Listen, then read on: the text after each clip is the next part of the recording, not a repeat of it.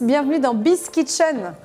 J'ai le plaisir de vous emmener dans les coulisses des collaborations les plus réussies entre les grands groupes et les startups. Première étape, alors nous on a démarré par trouver des clients. Donc on aime bien ça avec Guillaume, on en parlait tout à l'heure, on se disait que c'était la meilleure manière. Mais oui. Pour comprendre les ingrédients d'une relation qui crée de la valeur pour tous et qui dure. Aujourd'hui, nous allons écouter le point de vue de la start-up et de l'investisseur. Et j'ai le plaisir d'accueillir Michael Bentolila d'Insideboard et Guillaume Dupont de Caphorn. Vous l'avez créé en quelle année, Insideboard? Raconte-nous un peu ce que ça fait. Donc on l'a créé en 2014, sur un besoin qui est encore d'actualité, c'est que les entreprises se transforment tous les jours et en continu. Donc la question c'est qu'est-ce qui fait le succès de cette transformation? Donc la méthode qu'on utilise chez Insideboard, c'est tout simplement de s'appuyer sur les équipes et on va poser la question aux donneurs d'ordre, et là on va parler des grands groupes dans l'entreprise, c'est quoi le succès que vous attendez de vos équipes? On traduit ce succès en KPI. D'accord. Et comme on est dans le future of work aujourd'hui, on a appris que l'homme est un animal social, il ne peut pas vivre sans communauté. En fait, on rattache les équipes à des communautés qu'on appelle des communautés de succès. Et là, on va un peu plus loin que les Slack, les Teams, etc. Puisqu'on y ajoute la notion de KPI. Puis après, on vit une expérience collaborative, communautaire, avec du gaming, du learning, des ambassadeurs à l'intérieur de la communauté, associés à des KPI de succès. On va parler un peu d'argent. Ça a été quoi les grandes étapes de financement pour arriver jusqu'à aujourd'hui? Première étape, alors nous on a démarré par trouver des clients. Donc on aime bien ça avec Guillaume, on en parlait tout à l'heure, on se disait que c'était la meilleure manière. Mais oui, étonnamment. Plusieurs clients d'un coup pour financer une partie de la technologie. Il y a eu 3 ans de pilotes avec des grands groupes, mais des pilotes payants. C'est-à-dire que les 3 ans ont été financés par les grands groupes, plus le capital que nous on a mis au fil de l'eau et au fur et à mesure des besoins. Donc vous n'avez jamais levé d'argent? Si, mais après 3 ans. D'accord. Parce qu'après 3 ans, on a montré que le produit était viable, qu'il y avait un marché, parce qu'on avait plusieurs comptes et on commençait à avoir un effet de viralité. Attends, mais déjà comment tu arrives à identifier le bon interlocuteur? Tu crées ton produit parce qu'il correspond à un besoin de marché. Et donc la question c'est qui sont les acheteurs de ce marché. Et à partir de ce moment-là, effectivement, on va adresser, chercher. Donc là, il y a des salons, il y a son réseau. Il ne faut jamais ignorer son réseau. Il y a un truc intéressant dans ce que tu racontes, c'est le nombre d'interlocuteurs différents. Et dans le chemin jusqu'au contrat, qu'il y a entre le premier que tu vois qui a un intérêt et après derrière jusqu'au contrat, jusqu'au paiement. Alors là, il y a... Donc nous, en fait, on a suivi au départ notre instinct, mais après, aujourd'hui, j'ai découvert qu'il y a des méthodes de vente qui viennent des USA. Monsieur Jourdain. Donc je donne tout de suite le nom de la méthode de vente pour faire gagner du temps aux start-upers. C'est Customer Centric Selling. Il faut trouver un champion. Ce champion nous présente aux différents interlocuteurs.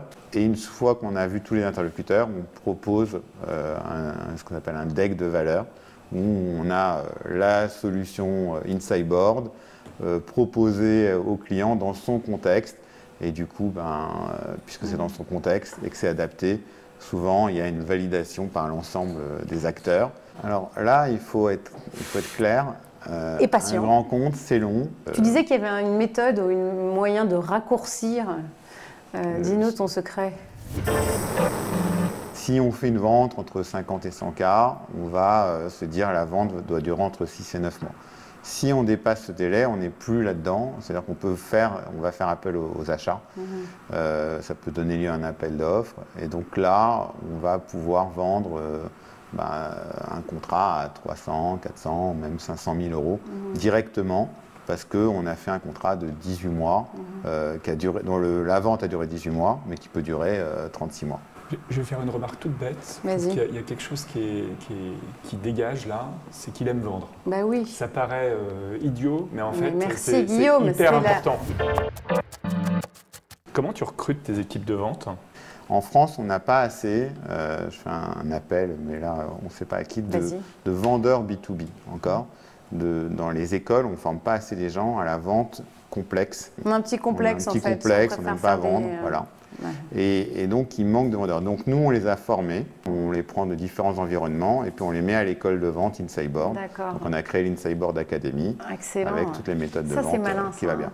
Les meilleurs vendeurs, c'est ceux qu'on a formés le plus tôt possible.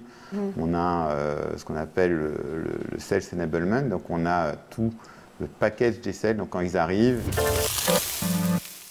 Le playbook. Voilà, ils ont le playbook. Voilà.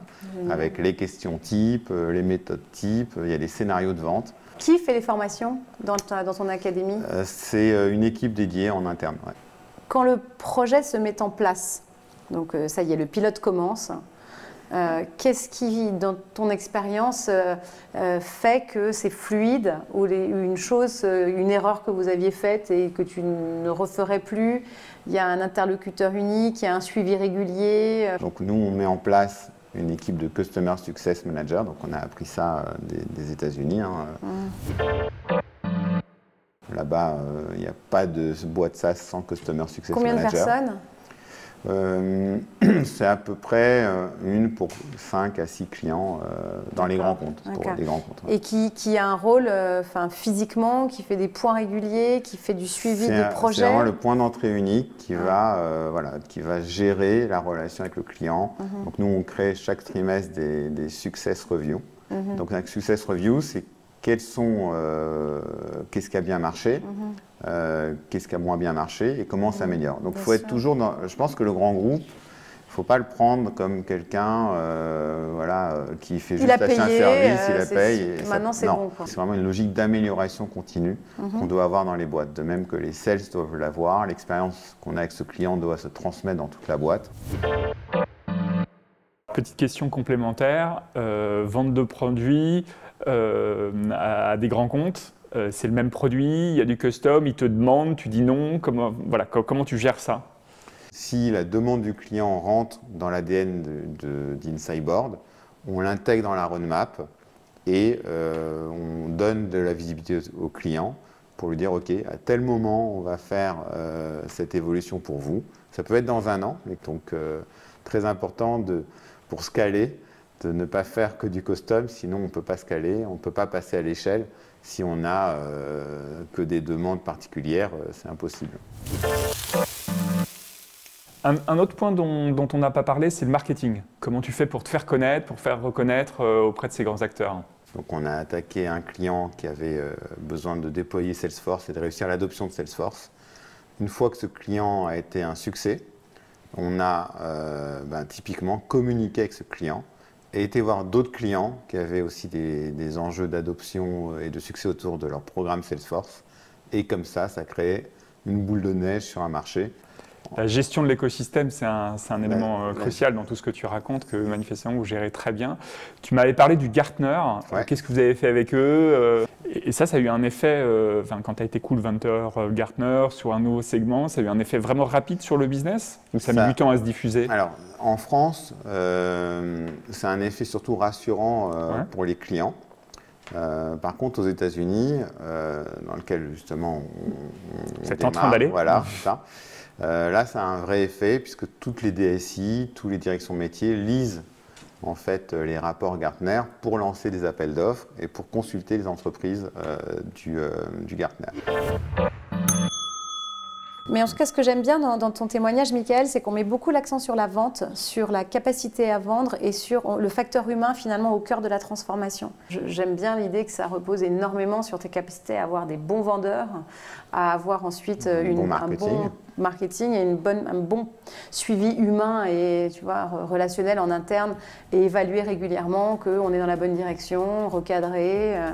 Bon, on pourrait parler de ça pendant des heures. Hein, Michael, Guillaume, c'est un plaisir de faire ça avec vous. Le temps tourne, on va devoir s'arrêter. Je vous embrasse et on continue d'en parler sur les réseaux sociaux. Merci. Merci beaucoup.